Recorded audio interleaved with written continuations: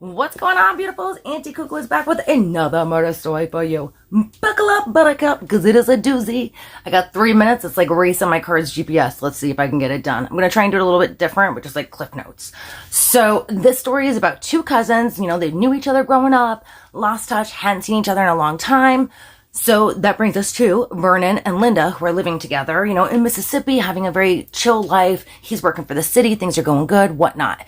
His cousin Roger, on the other hand, is on the run for drug charges with his crystal meth cooking girlfriend, Lisa Jo, Chamberlin. And they're like house hopping for relatives trying to get to Mexico because they're running from drug charges, right? So they show up at Vernon and Linda's house, and they're like, yeah, you can stay with us for a bit. Things go south very quickly. They're dirtballs, they're grimy, they're disgusting, they're junkies. The only skill Lisa Jo has is cooking crystal meth. You know, so Linda wants them to go, and Vernon, he's like, I want him to go too. So they finally tell him after a while, like, yo, you gotta go. That brings us to March 20th, 2004. Vernon confronts them and is like, Roger, listen, you and Lisa Jo, you gotta go. And Roger's like, okay, fine, we'll go, but I want your truck and I want the money. Vernon and Linda look at each other like, what are you talking about? What money? He's like, the money in the safe. He pulls out a gun, and Vernon's like, there is no money. He begins to beat his cousin with the gun while Lisa Jo is watching over Linda, who is watching her loved one, Vernon, get beat by his cousin Roger with a gun. Asking for the code repeatedly, Vernon's not giving it up. He begins to stab him. He hits him in the head with a hammer. Incapacitating him. Can't give him the code now. He slits his throat and he bleeds out. Linda watches this whole thing. Now he can't get the code. So Lisa Jo and Roger turn their attention on Linda.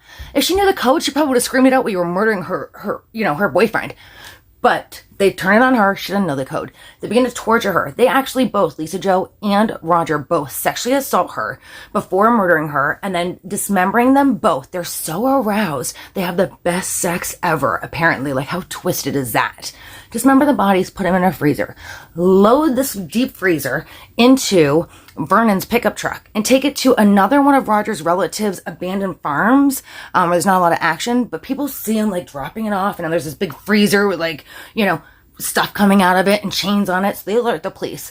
Within like 5-10 days, they're caught. These bodies are dismembered. They're driving the truck of Vernon's, they're caught. So they end up saying like, yeah, we murdered him. It happened. So they both get charged with capital murder, as they should be. Show like zero remorse, apparently. Like, they don't even care.